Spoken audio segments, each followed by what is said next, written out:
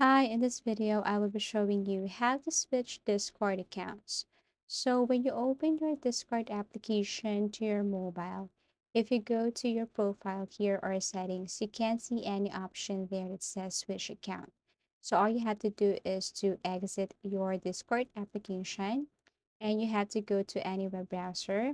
Now I'm going to use Google web browser and open Discord here.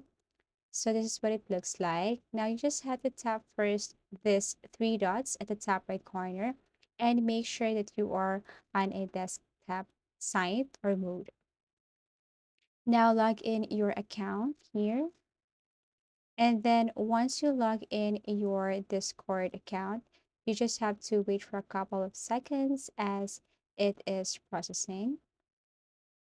Now, the next thing to do here is to simply scroll down and zoom to see it more clearly. Okay, now go to your profile. Okay, this one. Let me zoom it first. Okay, tap your profile and you can see there switch account. Okay, tap switch accounts.